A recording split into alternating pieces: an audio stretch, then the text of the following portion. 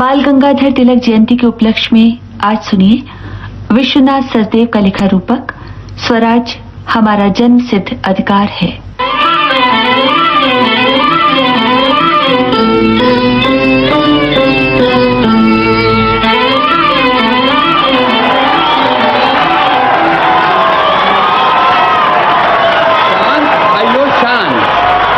आज हम आपको ऐसा खेल दिखाएंगे जिसका रिश्ता हम सब से है। आज हम जिस आदमी की कहानी आपको सुना रहे हैं उसने हमारी आजादी की नींव रखी थी। उसने हमें बताया था कि आजादी हमारा जन्म सिद्ध अधिकार है। और सूत्रधार उसने हमें ये भी तो सिखाया था कि आजादी भीख में नहीं मिलती। हाँ। उसे प्राप्त करने के लिए संघर्ष करना पड़ता है। हाँ। हर तरह के बलिदान के लिए तैयार रहना पड़ता है। हाँ हाँ भाइयों, आज हम आपको तिलक महाराज का ही खेल बताएंगे। बाल गंगाधर तिलक। बाल गंगाधर तिलक ऐसे लोगों में से थे जिन्होंने हमें आजादी का मतलब ही नहीं सिखाया बल्कि ये भी बताया था कि आजादी ली कैसे जाती है। उन्होंने हमें बताया कि आजादी तपस्या से मिलती है, त्याग से मिलती है। आजादी के लिए हर संभव बलिदान करने के लिए तैयार रहना पड़ता है। और हर संभव बलिदान का मतलब है तिल तिल कर चलना, जेलों में सड़ना, प्राणों को हथेली पर लिए घूमना। अरे सो तो ठीक है, पर हम दोनों ही कब तक मंच पर कब्जा किए रहेंगे? तिलक महाराज का खेल दिखाना है कि नहीं नटी? अरे दिखाना क्यों नहीं है? अच्छा तो फिर बताओ, तिलक महाराज की कथा का कौन सा हिस्सा दिखाया जाए आज? बताऊं? हाँ। आज मुकदमा दिखाएंगे। कौन सा मुकदमा? अरे वो तो जिंदगी भर सरकार के खिलाफ मुकदमे ही लड़ते रहे। सच कह रहे हो सूत्रधार। उन्होंने हमेशा विदेशी सरकार को कटघरे में ही खड़ा रखा। पर मैं जिस मुकदमे की बात कर रही हूँ ये वो है जिसमें तिलक महाराज पर राजद्रोह के 3 आरोप लगाए गए थे। 22 जुलाई सन 1908 को। कहते हैं उस रात बंबई उच्च न्यायालय का अंदर का दृश्य न्याय के लिए अपशकुन सूचक दिखाई दे रहा था। अरे भाई, हम लोग बातें बाद में कर लेंगे, पहले मुकदमा हो जाए। तुम ठीक कह रहे हो सूत्रधार। तो भाइयों, अब हम वो ऐतिहासिक मुकदमा शुरू करते हैं। कुछ देर के लिए आप इस मंच को बंबई उच्च न्यायालय का कमरा मान लीजिए। इस कुर्सी पर डावर बैठेंगे और इधर तिलक खड़े होंगे और यहां सरकारी वकील बैठेंगे और इन सामने वाली बेंचों पर दर्शक। तो लीजिए, हम शुरू कर रहे हैं मुकदमा।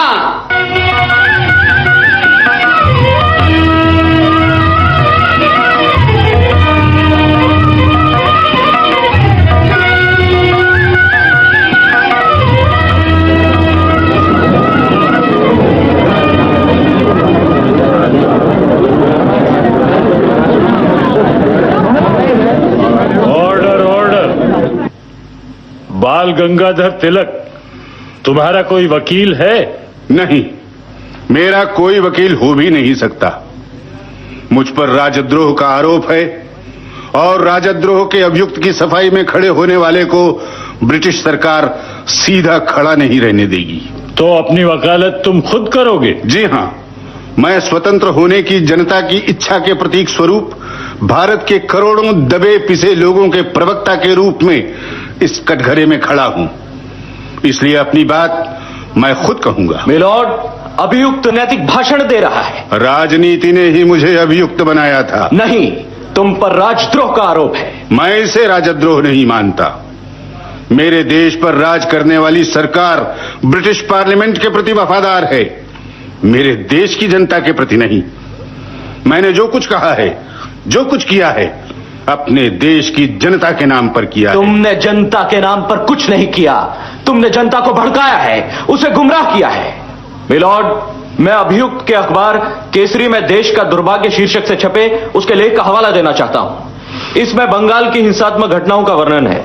लिखा है, हमारा दृढ़ विश्वास है कि सरकार ने जानबूझकर जनमत की जो लगातार अवहेलना की है और अपनी दमन नीति जारी रखी है, उन्हीं के कारण ये खेदजनक वारदातें हुई हैं। हुजूर, सरकार पर इस तरह के आरोप लगाकर अभियुक्त सरकार में जनता का विश्वास खत्म करना चाहता है। केसरी में ही इनका एक और लेख छपा था, शीर्षक है, ये उपाय स्थायी नहीं। न्यायाधीश महोदय, सरकारी वकील बार बार केसरी में छपे मेरे लेखों का हवाला दे रहे हैं, जबकि हकीकत यह है कि इन लेखों से पहले ही सरकार मुझे सबक सिखाने का इरादा बना चुकी थी। क्या प्रमाण है इस बात का? प्रमाण वो पत्र हैं जो बंबई के गवर्नर लॉर्ड सिडनहैम ने वाइसराय लॉर्ड मिंटो को लिखे हैं। एक पत्र में उन्होंने लिखा है कि तिलक भारत में अंग्रेजी सरकार के अस्तित्व को मिटाने के सारे षड्यंत्रों के कर्ता धर्ता हैं। ये गवर्नर महोदय तो गणपति और शिवाजी पर्वों, मेरे द्वारा स्थापित पैसा कोष और राष्ट्रीय विद्यालयों को भी अंग्रेजों के भारत से बाहर निकालने का हथियार मानते हैं। आप ये खत अदालत में पेश कर सकते हैं। वकील महोदय, सरकारी तौर तरीकों से आपको वाकिफ होना चाहिए। ये छोटी बात नहीं है कि मैं वाइसराय के नाम लिखे गवर्नर के पत्र का हवाला दे रहा हूं। अदालत इस पत्र को पेश किया जाना जरूरी नहीं समझती है, क्योंकि अभियुक्त की इस बात से इस अदालत को कोई वास्ता नहीं कि सरकार ने सबक सिखाने का इरादा कब किया था। मिलॉर्ड, वादी ने इस देश की जनता को गुमराह करने की कोशिश की है, सरकार के प्रति असंतोष पैदा करके विद्रोह करना चाहा है। इंडियन पेनल कोड के मुताबिक राजद्रोह एक अपराध है। मैंने कोई राजद्रोह नहीं किया। सरकार की गलतियों को दिखलाना या प्रशासन को सुधारने की मांग करना राजद्रोह नहीं होता। अपनी जनता की स्वतंत्रता के लिए संघर्ष करना किसी का भी सहज सिद्ध जन्म सिद्ध अधिकार। मिलॉर्ड, नोट किया जाए कि अभियुक्त ने स्वीकार किया है कि उसने सरकार के विरुद्ध आंदोलन छेड़ा, इसने सरकार की आलोचना की है। हाँ, मैं स्वतंत्रता को जन्म सिद्ध अधिकार मानता हूं और स्वशासन के अधिकार मांगना किसी राजद्रोह की श्रेणी में नहीं आता। फिर सरकारी वकील महोदय ने तो नौकरशाही की आलोचना को सरकार की आलोचना कहकर अपनी नासमझी का ही परिचय दिया है। नौकरशाही सरकार नहीं है। मान लिया नौकरशाही सरकार नहीं है, पर नौकरशाही की आलोचना करने से सरकार के ही खिलाफ वातावरण बनता है। नहीं मान्यवर, ये स्वशासन के कानून मान्य अधिकार का ही हिस्सा है। आप किसी भी प्रशासन में भाग लेने का अधिकार तब तक कैसे मांग सकते हैं जब तक उस प्रशासन की त्रुटियों को नहीं दिखलाते। यदि आप त्रुटियां नहीं दिखला सकते तो आप सुधार की मांग भी नहीं कर सकते। इससे नौकरशाही नाराज हो सकती है, लेकिन इस कार्य में ऐसा कुछ नहीं है जिससे सरकार के प्रति कोई अपमान या घृणा का भाव पैदा हो। लेकिन अभियुक्त ने बमबाजी का समर्थन किया है, खुदीराम बोस को मिली सजा के खिलाफ लिखा है। मैंने बमबाजी का कभी समर्थन नहीं किया। केसरी में प्रकाशित 2 लेख लिखकर मैंने पत्रकार के नाते जनता के प्रति अपना कर्तव्य ही पूरा किया था। लेकिन जब आपने लेख लिखे तब देश का वातावरण अशांत और उत्तेजनापूर्ण था। ऐसी स्थिति में तो पत्रकार का ये दायित्व हो जाता है कि वो सरकार को बताए कि इस अशांति का कारण क्या है। क्या आप चाहते हैं कि बमबाजी होते रहने दी जाए? जी नहीं, आप गलत अर्थ लगा रहे हैं। फिर भी मैं इतना जरूर कहूंगा कि दंड संहिता के अनुसार आत्मरक्षा में जो कुछ किया जाए वो अपराध नहीं है। मिस्टर बाल गंगाधर तिलक, आप कहना क्या चाहते हैं? मैं कहना ये चाहता हूं न्यायाधीश महोदय और मान्यवर जूरीगण कि यदि आप भी अपनी जनता के प्रतिनिधि होते तो इन परिस्थितियों में क्या करते? स्पष्टतः आप भी वही करते जो मैंने किया है। मिलॉर्ड, यह अदालत और मान्य जूरीगण का अपमान है। जी नहीं, यह अपमान नहीं, जूरीगण से निवेदन है। 9 में से 7 जूरी यूरोपीय हैं। मैं उनसे इस देश में उन्हीं विशेषाधिकारों और सुविधाओं की मांग कर रहा हूं जो अंग्रेजी के पत्रों को प्राप्त हैं। मिलॉर्ड, अभियुक्त ने लगातार 5 दिन में अपने 21 घंटे के भाषण में जूरी को काफी कष्ट दिया है। अभियुक्त ने समाचार पत्रों की आजादी का वास्ता दिया है। मैं पूछता हूं, जूरी का समाचार पत्रों की आजादी से क्या रिश्ता है? यह बकवास है, बिल्कुल वाहियात, एक षड्यंत्र। आप दंड संहिता के संरक्षक हैं और यह संहिता ही पत्रों की रक्षक है।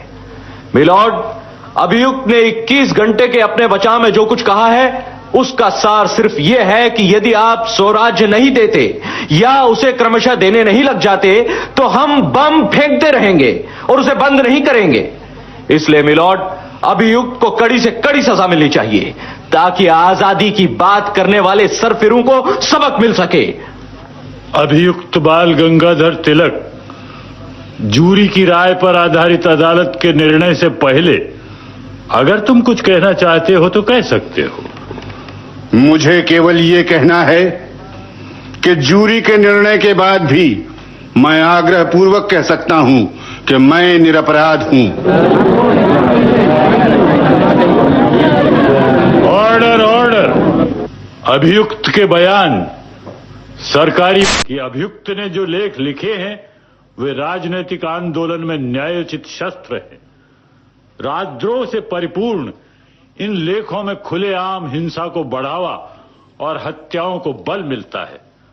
ऐसी पत्रकारिता देश के लिए अभिशाप है।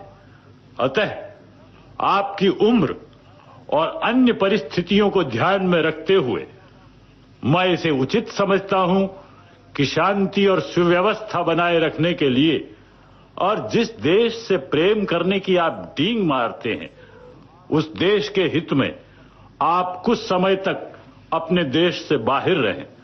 इसलिए मैं आपको 6 साल की काले पानी की सजा देता हूं और 1000 रुपए का जुर्माना करता हूं।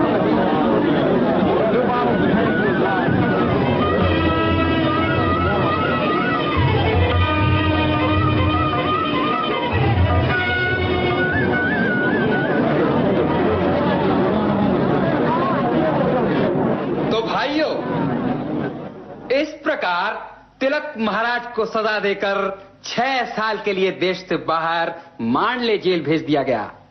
उनका अपराध ये नहीं था कि वो अपने अखबार केसरी में क्या लिखते हैं, बल्कि उनका अपराध ये था कि वो विदेशियों को इस देश से बाहर निकालना चाहते थे, भारत को स्वतंत्र करना चाहते थे। उनका अपराध भारतीय दंड संहिता में नहीं बल्कि उनकी खौलती हुई देशभक्ति में था। सूत्रधार, सच्चाई तो ये है कि दमन जितना भी क्रूर हुआ है देशभक्ति का उफान उतना ही ऊपर उठा है। तिलक महाराज को मिली सजा और मांडले जेल में भोगी गई यातना देश के लाखों करोड़ों युवकों के लिए बलिदान की प्रेरणा बन गई। बोलो तिलक महाराज की जय। स्वतंत्रता हमारा जन्म सिद्ध अधिकार है। स्वतंत्रता हमारा जन्म सिद्ध अधिकार है।